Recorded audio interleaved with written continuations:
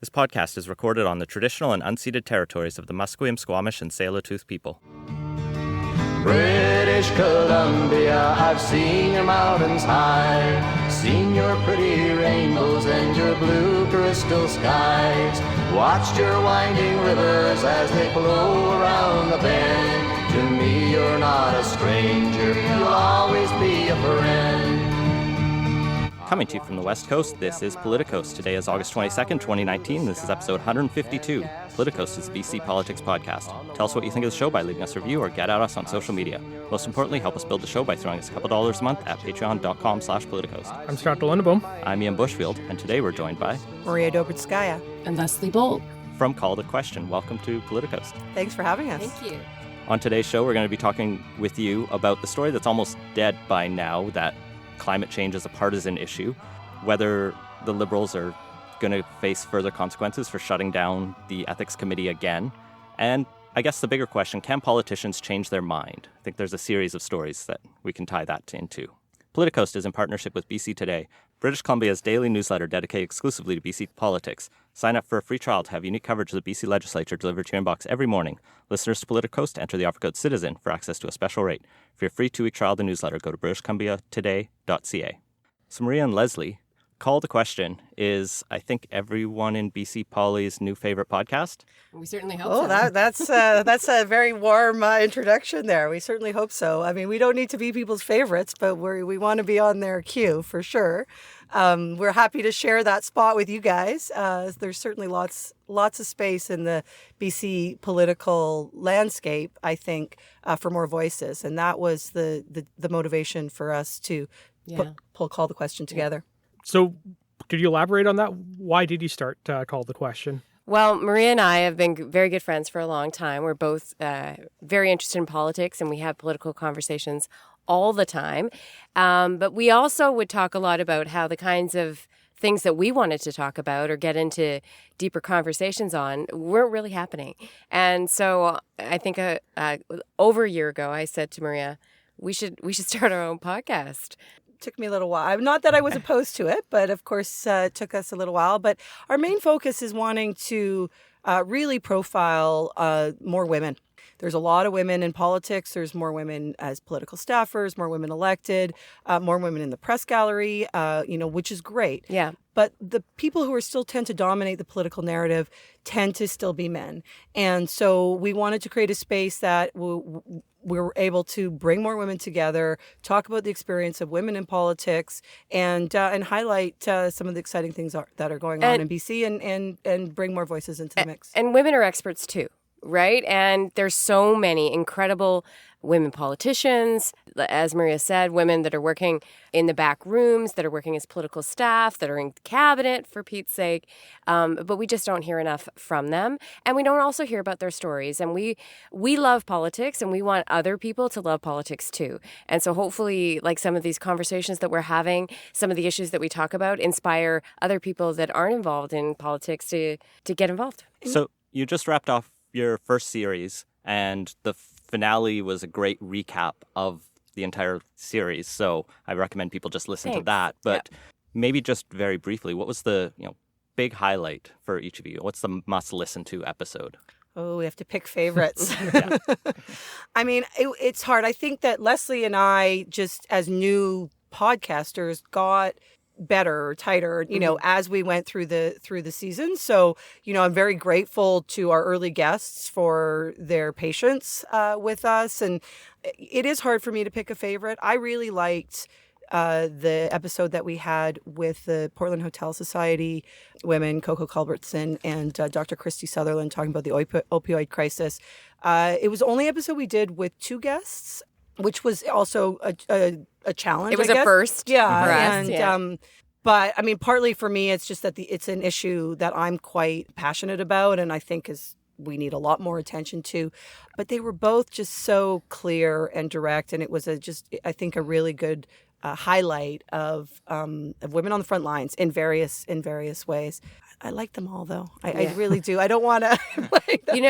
I'll say, and I love them all too, and each one of them brought something really special and unique. I would say, for me, I think we had a lot of fun with Lisa Usda from News 1130. We could have talked twice as long as we did, and we'll probably have her back at some point because we just had such a great time with her. Patty Backus is a good friend of both of ours, and so that was easy for us, I think, because we knew her story, but we knew lots of other folks didn't. And Barinda Rasodi, the former Surrey City Councillor and mayoral candidate, I said on our wrap-up episode that I feel like, Barinda really had a chance to reclaim her political story after being out of politics for a few years. And it was really fun to be a part of that. So now that Leslie's mentioned I feel like I got to give Nicholas Sperling and Nadine Nakagawa a shout out as well, just to round out our first season. And I'll just say, like, one of the things that was interesting and that we've grappled with, and we've already sort of talked about moving beyond a little bit, but is how common, all of these women came from very, very different perspectives to a certain extent. They're all women in politics, but how you define their involvement in politics was varied. And being able to sort of highlight the common experience of women in spaces that historically and sometimes currently are not really built for them, I think was really good. And it was a common thread, and each of them brought something that was both unique and that also really highlighted that there is some systemic issues at play. And we can't forget, of course, our first guest, Ginger Gosnell-Myers. That's still our top-rated episode, and it was a real thrill for us to chat with her and get her perspective. So listen to them all. Listen to them all.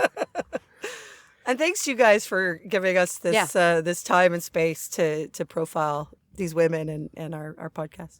Oh, you're welcome. So what's next for Call the Question? When does Series 2 drop, and what can we look forward to in it? Well, we're going to be recording our next episode next week, in fact, our first episode of the new series. So we're really excited about that. We really want to focus on what we're calling innovators and disruptors. And yes, they'll probably be women who we really feel like are helping to change the conversation, change the channel, not just on women in politics, but on the issues in which they're experts. And so you're going to see a different kind of guest this series. People that are doing really interesting, cutting edge stuff, that are taking on the establishment and winning. Patriarchy. We have to say the patriarchy. Well, let's just call it. It's the patriarchy. And winning. And they're winning. Where can people find the podcast, and where can they support the podcast? Well, if you want to learn more about our podcast and find out where to find us, you can go to boltcommunications.com. That's BOLDTcommunications.com /podcast, or find us on the homepage. You'll find links there. You can find us on Google Play, iTunes, Spreaker, and where podcasts are. Where podcasts are. You could also find us on Twitter, Facebook, and Instagram at Call the Q Podcast. You could support us on Patreon at patreon.com/callthequestion. That's right. Is that right? Yep. Well, let's jump into today's topics. The story that's almost dead by now is climate change a partisan issue?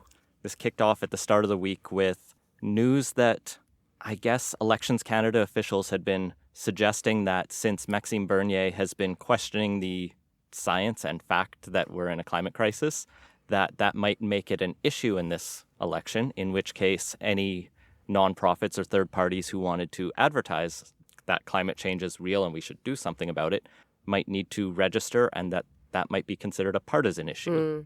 Yeah, I don't know. I mean, I think that issue... The story might be out of the news cycle, but I suspect it will reemerge one way or another. And we saw, is it Elections Canada to blame? Is there interpretation to literal? Small c conservative. Is it the legislation itself? This is legislation that's been in place for a long time. So, and it is up to Elections Canada to interpret it. But their interpretation, I think, is, I think there does need... It's a challenging issue, actually, I think, because if Elections Canada is not determining what issues are the politicians determining that? Like, is Parliament determining that? To me, the obvious way to go in that situation is when you have all of the other parties. I mean, I think that the fact that there is this kind of consensus is what people found so ridiculous about it. But I think what it really highlights is just how complicated this election might be. How do we keep Elections Canada is very vigilant around the third party spending. And I think there's obviously really important reasons for that to be the case. And like a lot of policy, is this you throw it out there, it does most of what you want it to do, but then there's unforeseen circumstances. One of the things that I heard earlier this week, I think it was Front Burner, the CBC's Front Burner, was this woman that was the first time that I'd heard this that actually shifted my opinion a little bit. Because initially, I'll admit, I thought, okay, everybody's making a little bit too much of a big deal about this. and I say that as somebody who has worked on campaigns, who has had to deal with filing report, not with Elections Canada, more so locally, but a lot of it seemed standard to me. I think the fact that there has already been an attack on charities from the previous Harper government, or the CRA, maybe I'm embellishing using the word attack, but stricter rules for charities around political activity is certainly part of where the concern comes. But apparently this woman who was from, I think it's Evidence for Democracy. It's an organization wanting to put science at the forefront of decision making. Go figure. She made a really good point that in the last election in 2015, where they did not register as a third party, they went out and did the work that they do, the nonpartisan work, evidence-based work that they do. But the issue of science itself was actually a political issue during the campaign. Harper muzzling scientists. Mm-hmm. There was all of that, So I thought that was an interesting, and that wasn't interpreted as an issue to avoid. So, well, and part of it, there's so many different layers of whose mistake was this, because the Liberals did bring in some changes last year, but those seem to not be changing the definition. And then there's also, because I kept trying to figure this story out, because like you, I work in nonprofits, and so it's professional duty to know these things. Yeah. And Elections Canada's website's intermittently using partisan advertising or election advertising or partisan or electoral advertising, and you're like, which one is it? Well, and the definition of partisan from Elections Canada versus what's partisan from the Canada CRA. Revenue Agency are different, right? So that's where some of these nonprofits, they can't declare they're doing partisan activity for Elections Canada, because then what does that do to their charitable status? And I think that this particular issue, though, I think is a lightning rod, because you have people denying that climate change is happening when the vast body of science it proves that it is. And so it sounds extra absurd that in some way you might get in trouble if you actually say that in advertising. It makes no sense. Yeah, I think that's kind of why it bubbled up to the surface. 100%, And this one struck a chord. And the way it was phrased in the Elections Canada material makes it sound like, once any candidate at any level talks about something, then that potentially gets involved. And, where does that limit fall? And, the Rhinoceros Party, for example, has done... The first time I ever retweeted the Communist Party of Canada, maybe the only time, but they actually had a very humorous tweet about not believing that the markets are the best way to deliver goods and services, and so therefore can the Fraser Institute not participate in the election, which I thought was funny. Kind of funny, yeah. Or at least they can register and then be subject to well, limits. They'd have to register, but they also have charitable status, right? Yeah. So that is, And as a professional communicator, I thought it was humorous that Elections Canada came back with this sort of very, bureaucratic response that it's a complaint-based process, and I'm like, what? So some... not very... you get the yellow vesters deciding to make... Yeah, I don't even know what the word is, but an uninformed person, a highly uninformed person could complain, and that could somehow trigger a process where you couldn't talk about climate change. Again, the absurdity of it, I think, is one of the reasons it became such a big story. Yeah, it's kind of rife for abuse with that, because it's 100%. An election. Everybody's trying to find any little edge they can get. That's right. Well, even Maxime Bernier said that. Yeah. He's inconsistent in his libertarian ideology at the best of times, but he was consistent in that regard of being like, we should be able to talk about anything. Yeah. And it was a good, easy win for him. And totally win-win in general. I think it probably killed the story. It was actually. So much. It took the wind out of the sails.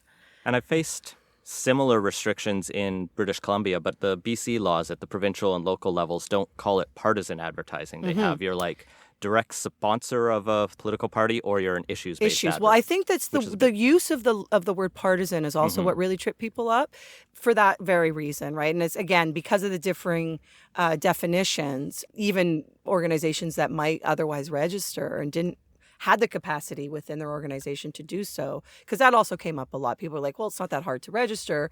And it's true, it's not that hard to register, but there's responsibilities that come with that around filing and opening a bank account. And for a small nonprofit, that's a lot of capacity. We should probably also mention that this is for election advertising over $500. Just so talking about stuff. Well, this is exactly it, because that also got conflated, I think, in a lot of the coverage, because we live in this Twitter outrage. People see the headline and what do you mean I can't talk about climate change for the next month and a half? You can talk about it. You can do interviews.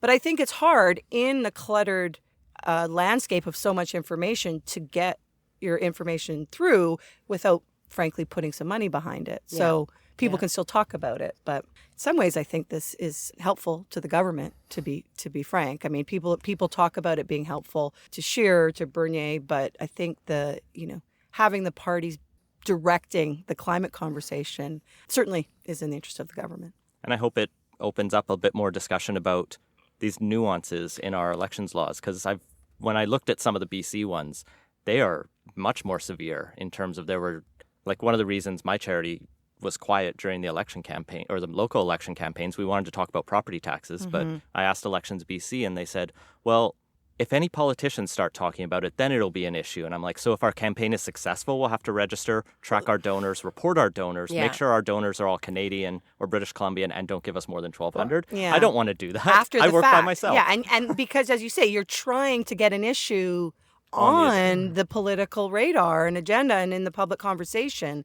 So, if you're successful, then, And it's that if someone talks about it, then that adds a layer of uncertainty here, which I think also create a lot of problems because it's hard to tell necessarily if you're going to be subject to this. Yeah. Also, there were, 200 people running in the Vancouver municipal election? Someone talked about everything.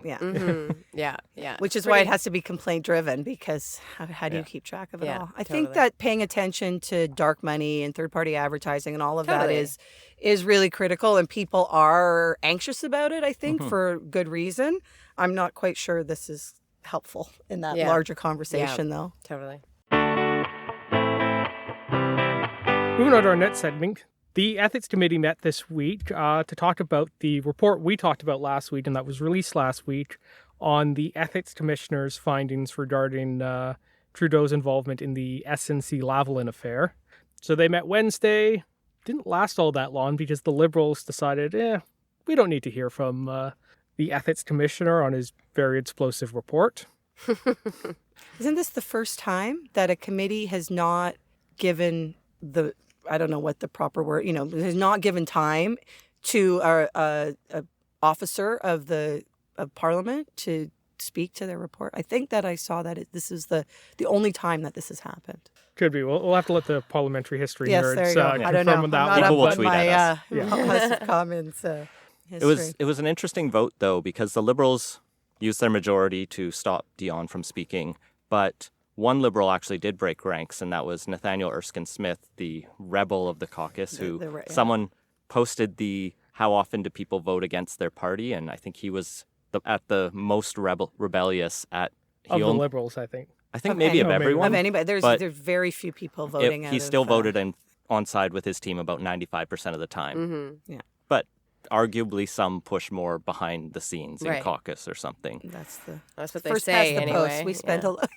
The interesting thing, though, for me with Erskine Smith is his reasoning for voting against his party and voting to have the commissioner there wasn't that he thought the commissioner was right. It's that he wanted to grill them on how wrong he was. Mm-hmm. And Erskine Smith posted a long Facebook post calling it a legally wrong judgment.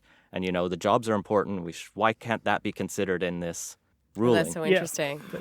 Which differs from the other Liberals solely in the fact that they also thought the ethics commissioner screwed up all the laws, but they didn't want to talk to them about it. Yeah, nobody wanted the clip of the ethics commission. Nobody in the Liberal Party wanted the clip of the ethics commissioner. No, saying they that want the this Prime story Minister, to go away as soon as possible. And I think if it was up to them, it wouldn't have reemerged last week like it did. And I don't know, other than, those of us who pay attention to this stuff in the dog days of summer, I don't think that many people care. I mean, that's the unfortunate part, right? We didn't see any bump. We didn't see any shifts at all in the story after the Ethics Commissioner report came out. And I think a lot of that is because people had already decided where they were going to land on this earlier this year. They confirmed their existing biases around but this I mean, story. it's concerning. I think a lot of it is just there's a cynicism around politicians in general. It's like, well, they all break the rules, and this guy doesn't, he's not Trump, right? Like that's the baseline now for ethical behavior in office. I think one of the major concerns here is that people will just check out of politics altogether. They'll just be pox on all your houses, and that could really affect. And I think that concerns me, and I'm sure everyone here that people won't come out to the polls because they'll just say screw you. Well, the narrative around Trudeau is this quasi-corrupt disappointment from his 2015 image, and then the narrative around the other leaders is who? Yeah, exactly. Exactly. Almost which just in a way getting... is good for the Liberals, right? Because of all the options, it's the highest profile, right? So it just means a low turnout election, which is kind of disappointing for all of us who care about democracy. And for democracy in general, for Canadian democracy. Well, and I think there's a lot of that started, frankly, at the beginning of the Trudeau's term, right? There was a lot of promises made that were not kept. And so he came in, I think, really igniting a lot of young people who were happy to see Harper go, who were excited about a lot of the platform commitments that the Liberals had, and who wanted real change. And I don't know how many of those people are coming back. And, I think where this story will play out is in Vancouver Granville. Yeah. And I live in that riding, and so I'll have an opportunity to vote. That's a valuable vote. But you've got two fairly high-profile, capable candidates in Jody Wilson-Raybould, the independent, and the replacement Liberal candidate in Talib Nur Mohammed. And it'll be really interesting to see how Wilson-Raybould tries to keep this story going locally. I think there's a lot of local media interest in the story as well. Maybe not nationally, but certainly here in Vancouver. So it'll be interesting to see how it plays out. She still has a book coming out. Yep. Yeah. I'm sure she's not done yet. Yeah. She's not done. Another media cycle to this. For She'll sure. wait on the timing of that. That'll right. be well. Well, and the other thing coming up in the middle of the campaign, or at least on September 20th, I think, is SNC goes to court. Well, there's that. Whether that reignites it as well, which is going to be an interesting thing. I think there's enough. I mean, part of it is that it's complicated, right? Mm-hmm. Like it's not like the $16 glass of orange juice, or you know what I mean? Like there's a certain sort of symbolic things that we see are politicians spending money on or wasting money on, and it's clear how to. This one is not. If you're not paying attention, it's Quebec. It's Trudeau. It's legal stuff. I don't know. Yeah, did he break the law? And but Scheer is. We don't really have any good leaders in the opposition who are really capable of selling the public on why it's a problem. Which and it's really disappointing. That is really disappointing. It's a big missed opportunity. Yeah. Like with this ethics commissioner report coming out, first of all, Scheer, and I said this in February, March, or whenever it was, I thought he went out way too soon with the Trudeau must resign. Like that's like, what else? After you there's play nothing that, in the kit bag what do you now. have? I mean, the NDP was the one who wrote the letter to the ethics commissioner and then called for a public inquiry. And they did not, they should have been reminding everybody of that this week. They should have taken credit, I think, for the fact that this report was produced or something, or pushed it. But they could have hammered. Jagmeet Singh could have hammered the Liberals a lot more on this than I think he did. Yeah, we're really missing someone with Mulcair skills at prosecuting the government in question period and, on the campaign trail. Yeah, and a number of our friends commented on that there are leaders of parties past who would have done way more with this than what we've seen. And it is disappointing. And again, not just for politics, but also for our democracy. Well, I think I saw Scheer put out a call for the RCMP to investigate, which everyone immediately did in February. Yeah, which everyone immediately pointed out is the same kind of prosecutorial interference that. Let the RCMP do their job. Yeah. So yeah, totally. The story's not dead yet, but I don't know that it's no. I'm with Maria on this one. I don't know if it's going to have national influence. I do think it'll have some influence locally. Yeah, I think it's a vote to press it more than anything else. Well, mentioning Mulcair, let's talk about politicians changing their minds.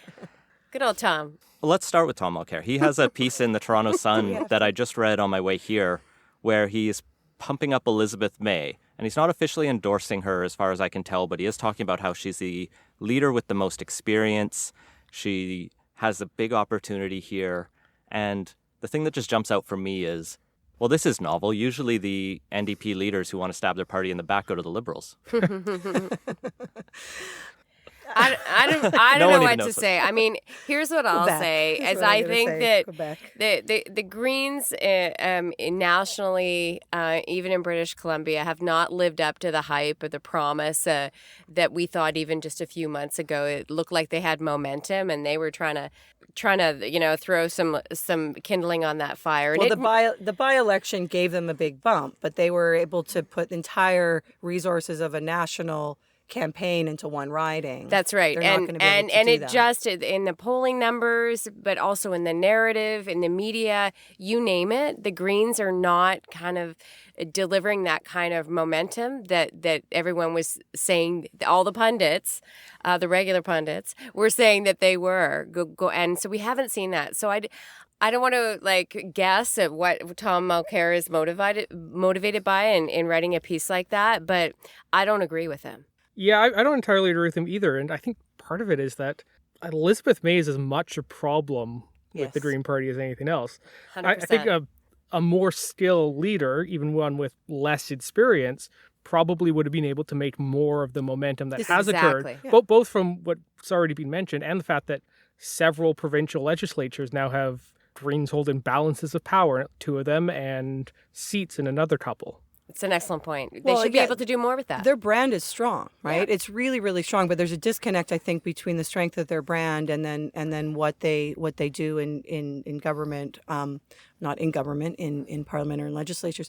Well, with May's current leadership, she does have one other good news story, which is that former NDP MP Pierre Nantel, who was kicked out of the party, I think, in the last week for secret conversations with another party. Yeah. I guess Turns we know out which that one that is. was the Greens, and now he's going to be running for them in a few weeks. Mm-hmm. It's been a while since we've had a floor crosser.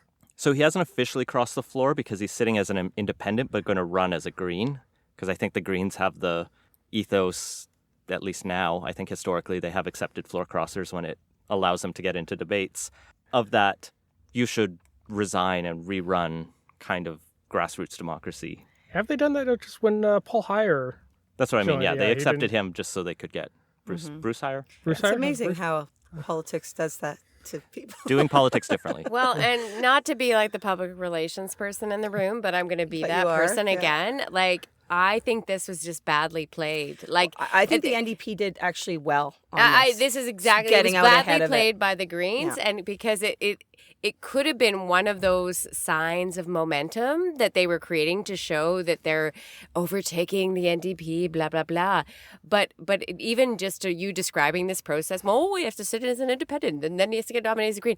It and the way it was handled, these secret conversations that clearly somebody found out about, it's just all very sloppy, and it's kind of landed with a thud. So unfortunately, I don't think the Greens are going to get a lift out of this.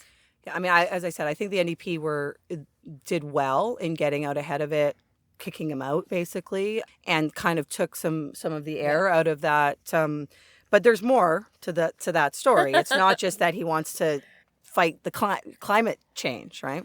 Well, yeah, Nantel had, and this is something a lot of New Democrats are very quick to point out on Twitter, had been very critical, not directly of Jagmeet Singh during the leadership race, but had pointed out in his own words that ostentatious religious symbols are, quote, incompatible with power.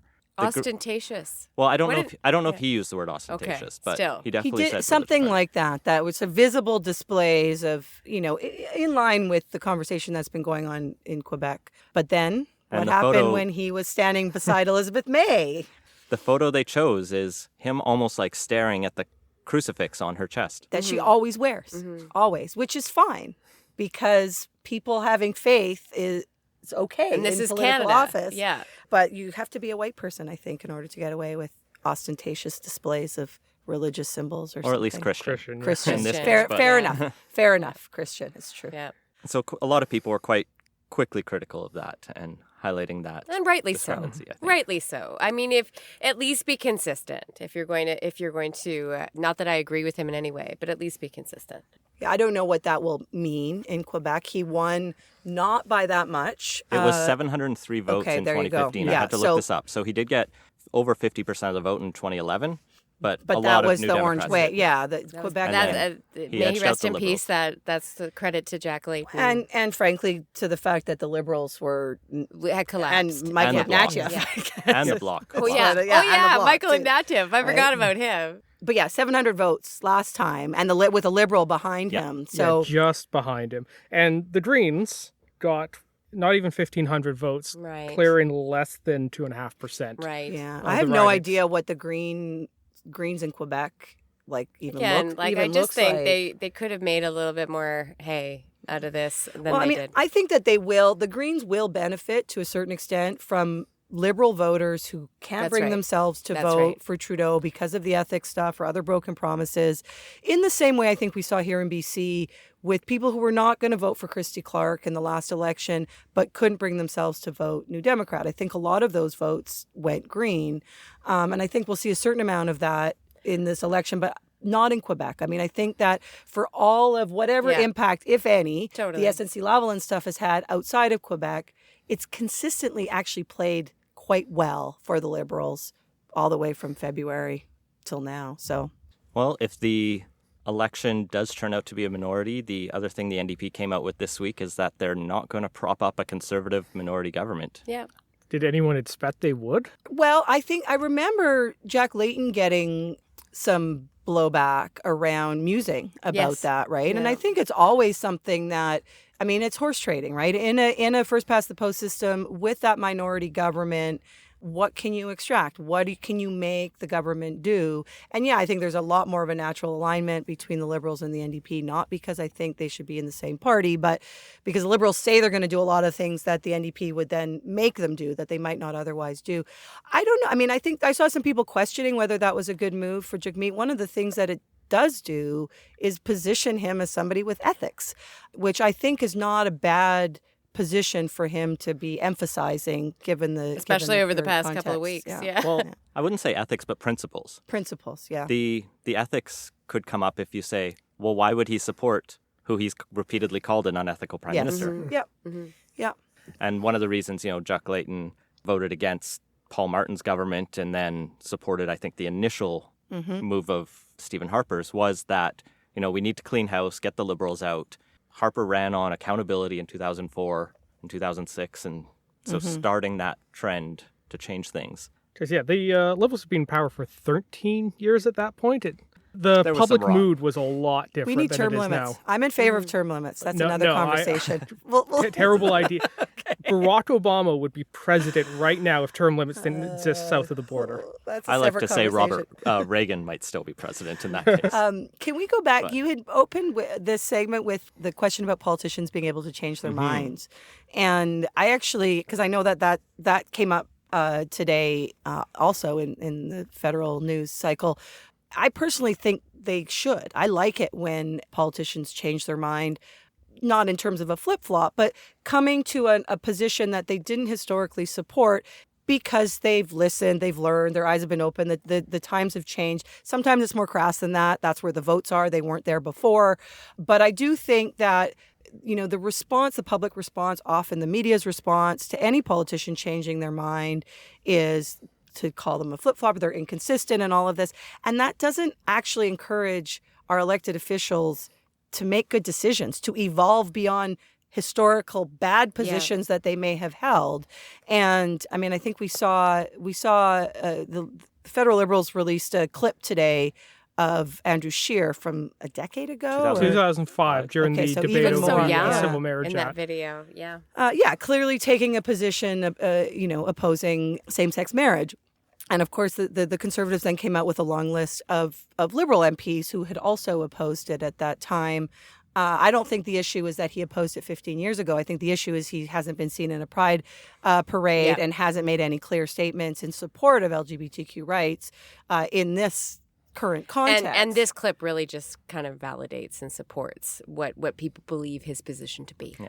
The Conservatives get, the lowest credit for removing the opposition to same-sex marriage from their party platform, I think last year. I think it was the year before. 2015 convention. Worryingly recently. Yeah. But they, have still spoken out, and I think Scheer had been on the record of saying, I would repeal Bill C-16 because free speech or something about being scared of trans people. So there's still some questions about his record that I think are worth asking, and a little bit better than that thing you said 15 years ago. Totally. There are a lot of smart people in the Conservative war room. Like, they have to know this is a problem for them, a vulnerability for them. And I think it says something that they haven't tried to shore this up too much, and whether that's coming from their boss or where else. I think it's Maxime Bernier, to tell you the truth. I think that the 1 or 2 or 3, I don't see him really being able to pull off much in this next election. No. But, I also don't see the Conservatives being able to break 37, 38% or wherever they've been. I think that 1 or 2% is enough to potentially have impact in October. And so they're maybe catering a little bit more to social conservatives in their big tent than they might otherwise. Yeah, you've definitely seen them try and close any gap between themselves and Bernier to deprive his party of oxygen. But there is stuff they could do with their own record, which I don't think would actually hurt them. They had a big push during Harper's last term around LGBT refugees. I'm sure their base would love a chance to talk down about Iran and stuff like that, where they could talk up their own record on the issue in at least ways that don't hurt them further and shore up the weakness they have a bit. I think that would be a tough needle to thread, though, because those same social conservatives are not pro-immigration or refugees, and as you know, there are refugees fleeing domestic violence or hate-based violence in other countries. But again, it's a tricky needle to thread. It's like, we're not pro-immigration except for these vulnerable people over here. So I can see why they'd probably be not touching that hot potato either. I also just think that wing of the party, social conservatives in general, are emboldened, right? Like what we've seen across this country, what we've seen in this province, and certainly obviously south of the border, is scary, right? So it makes it an issue that is ripe for the Liberals, frankly, to fearmonger around. But also, I think within the Conservatives, there's people that see opportunity if the Conservatives get elected. I think the Tories have really boxed themselves in here. Like, they don't really have a lot of room to move. They can't go any more progressive than they are. They can't go too right wing or too conservative or get into this sort of scary racist, bigoted kind of area. And so, and there's a lot of commentaries around that. It's like there's no real room for growth. They might be reinforcing their base, but are they able to get those 2 or 3 or 4% they would need to get some kind of a majority? And do they even have a leader that's inclined or capable of doing that? And I think the answer to that is no. It's worth remembering that when everyone else of like the 14 people were out there selling memberships, Scheer basically campaigned to the base. Yeah. Yeah. It worked. Well, and the fact that he was like 51-49%, him and Bernier, is also telling, right? Like the people who voted for Bernier, if there was that kind of split in the leadership race, not all of those people went to the PPC, right? So there's a lot of that constituency that's still. I always say that Andrew Scheer is the best thing that ever happened to Justin Trudeau. Squeezing that fish. I don't know who thought that was a good idea. Moving on to quick takes. The final announcements for ride-hailing have been released from the Passenger Transportation Board, who earlier this week announced several key regulations, most notably that ride-hailing companies are not going to have any caps on the number of drivers or limits to surge pricing. I'm just going to put it out there that I'm generally cranky about the whole ride-hailing discussion. There's no good. There's not. I'm cranky about the model and about all of it. So, I thought that was interesting. I think that the regulations, once they were passed, it is out of the hands of the government, right? So that was what they needed to do, the transportation minister, and then having it with a sort of arm's length transportation board. But yeah, I don't surge pricing. I don't agree with it. All of it, right? I think that we need to be moving away from car culture and investing in transit, and I'll stop there because it is one of the more annoying conversations on Twitter, and I know that's saying 100% something. agree with you. Yeah. yeah, if it's one of the more annoying conversations on Twitter, that is. It's just I feel like it's a very narrow demographic. That's right. That is actually impacted by this or cares about this, but they're very vocal and they wield a lot of power and influence. I don't, Not necessarily sure. I think like downtown Vancouver, it's fairly small, but maybe once you get outside of city of Vancouver, I think it gets a lot bigger. But I mean, I think a it's lot of the definitely things that vocal. people want out of ride sharing in centers outside of Vancouver, they're also not going to get that. It's not going to deliver. There's That's right. transit gaps or transportation gaps for sure, right? And Yeah. I would not for a second defend the taxi industry either. I think they could have done a lot to end up in a different place here. But I don't know. Again, with the no caps on pricing, with the, like, people are going to go. The service is going to be where people want to go to, and so getting a ride somewhere, outside, far away From Mission to Pitt Meadows, right? I don't know. Yeah, one of the other rules they brought in was there was going to be zones, like taxis have to operate in But specific they zones. do have that. It's just a lot It's bigger. Yeah, giant. so Yes, it's there's like 5 in the province or something. Yeah, like so that. Lower Mainland is from like Hope to Squamish to the U.S. Yeah. border Right, yeah, and everything in yeah. between, versus a taxi company might be stuck to Surrey. So it's a very different model. Well, taxi, they can't even go outside. Like the Yeah, it's- Vancouver, like they can't Yeah, pick the up. one-way trips. Yeah, Yeah. And the whole thing there's is so this- dysfunctional. The argument that the board also made for not giving a cap was they figured with the other restrictions in place, like Class 4 Class 4, licenses, yeah. that there won't be a huge uptick. So the fear of ride sharing, one of the fears is congestion, that you just put all these cars on the road, because a lot of the evidence from other municipalities shows it pulls people out of transit and into these small Because it cars. services the same area. But it takes a while to get there. Yeah. So the board was like, maybe caps later. Let's not worry about it now. Let's not have that political battle Right. out. Yeah, so they did leave it open to revisions, but Well, and I think you made an excellent point, the political battle. And I think that's really what all of this is about, is that I think people are tired of talking about it. It's been talked about in political circles for years, and they just want to get it off the agenda. And it's like, to your point, we'll deal with the administrative and traffic headaches later. And Lyft is already advertising in yeah. Metro Van. Well, it'll be interesting to see what Uber does. Have they responded at all to the Not I that haven't I've seen They're seen. still upset anything. about the Yeah. Class 4 licenses, I think. who? Yeah, the Class 4 thing's fine. Yeah. Totally. I It's, know, they it's have it in other nothing. jurisdictions. They require yeah. it too. Like Honestly, we should make it harder to drive anyway. Just like yes. the level of training you need to operate a vehicle is not high enough. I agree.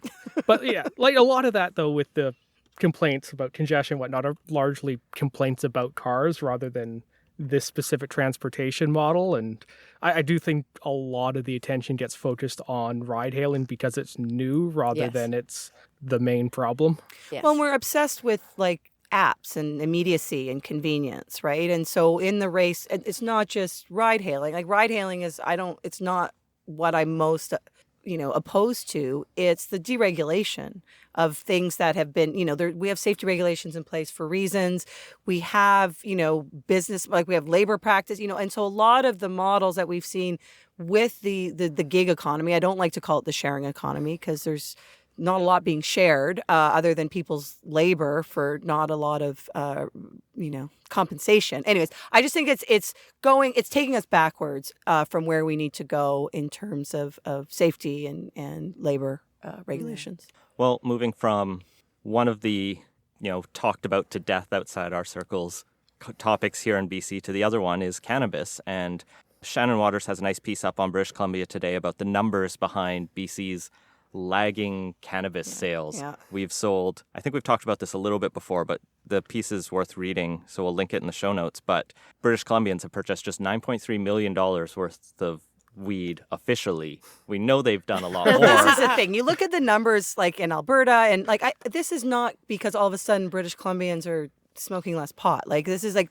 the consumption rates here relative to the rest of the country, I think are likely to be the same. But people have it was a clunky roll. I mean, I think the rollout was fine.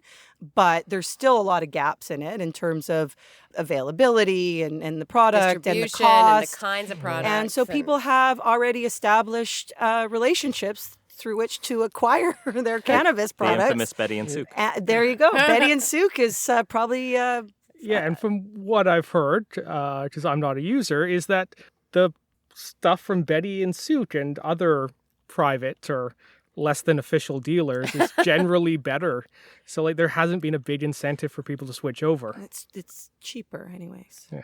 Not that so I've heard. One of the other interesting things in here is that Shan seems to have figured out that the Liquor Distribution Board may have overstocked themselves initially.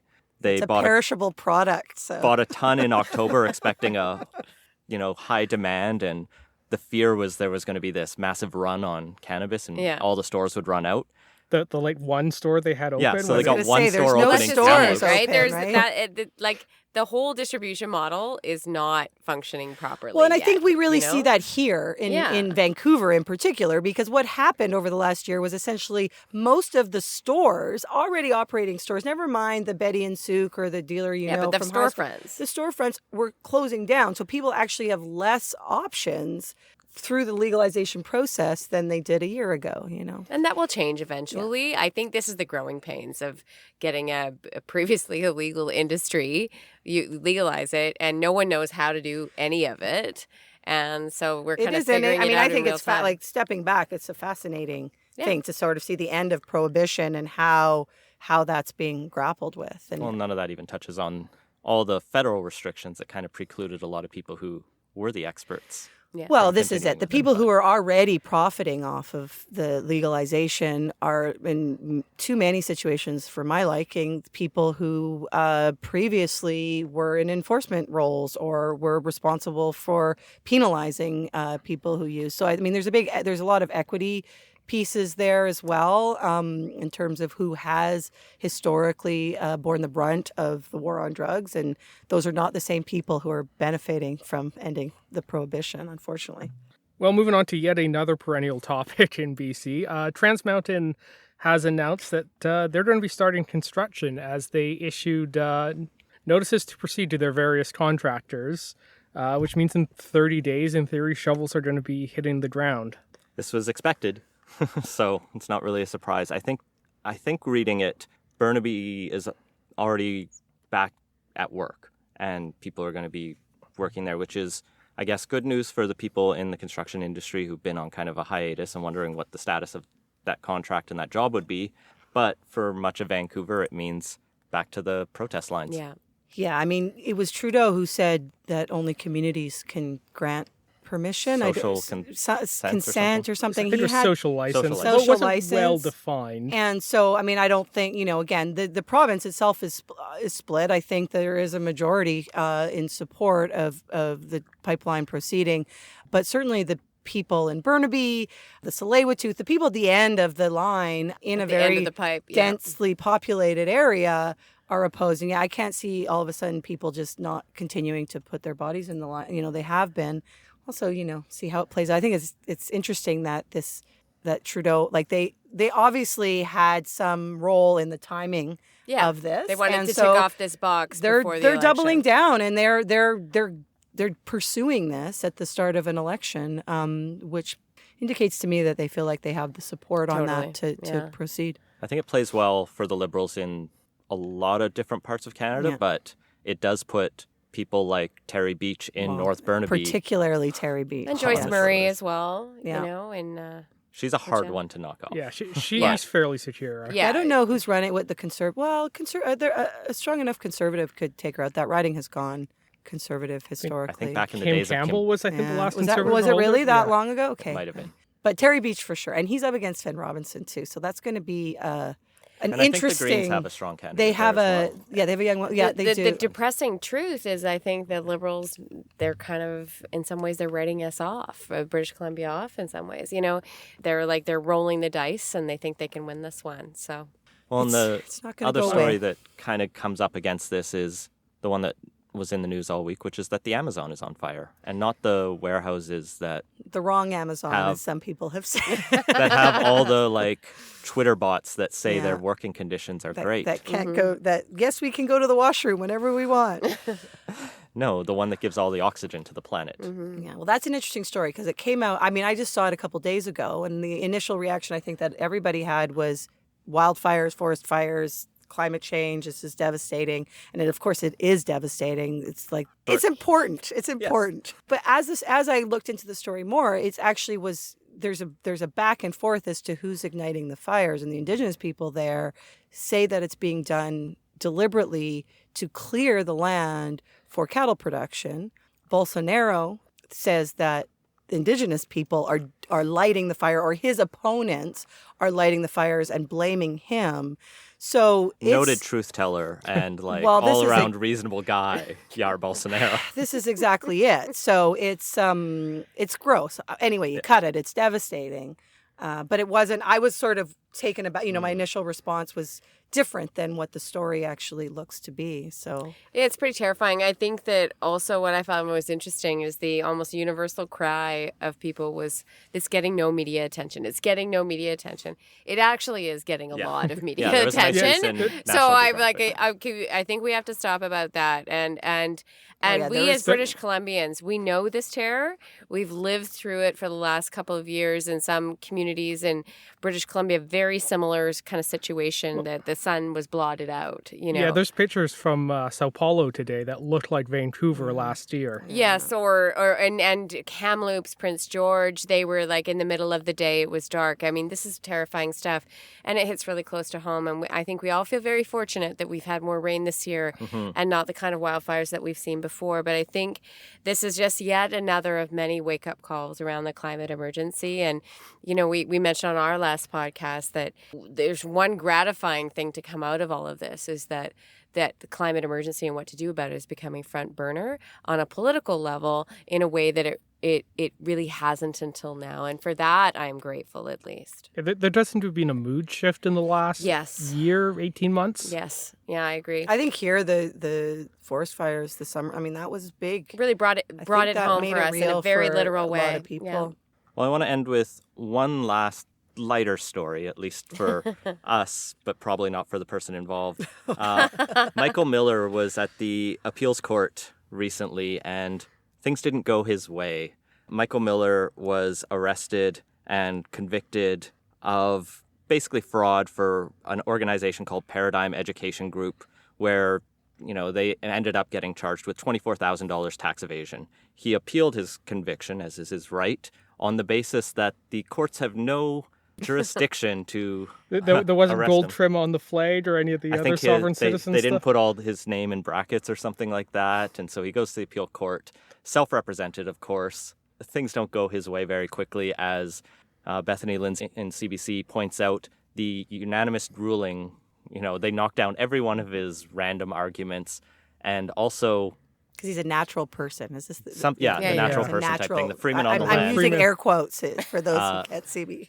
My favorite part is how the Court of Appeal justices didn't even ask the Crown to present arguments to debunk him. They just said, no, these are bad. Go away. Stop wasting all our time. And so every lawyer was having fun reading that this week because they've all dealt with one of these, I think. For sure. Yeah. What happens next? He might go to the Supreme Court of Canada because Will they grant leave, though, or?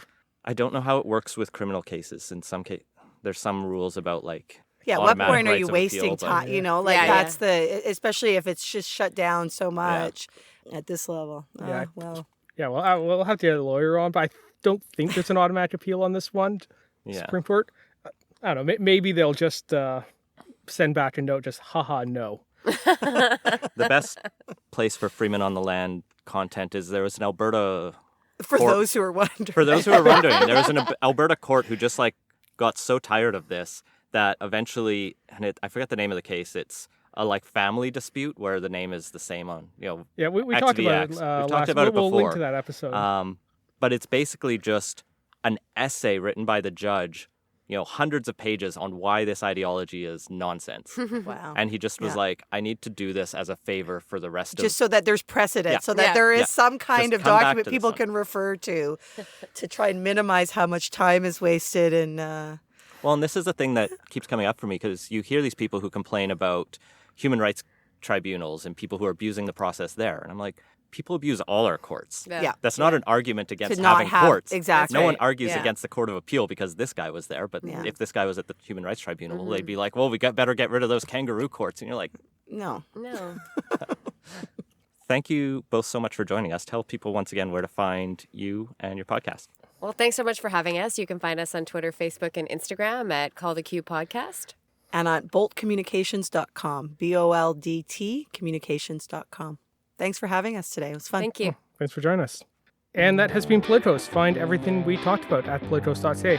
For a first-time listener, make sure to subscribe and let us know what you think. Support the show and get access to our exclusive Slack channel at patreon.com/politos. If you have ideas for the show, feel free to send them to us. Our intro music credit is Beautiful British Columbia by Serge Plotnikov. Thanks for listening.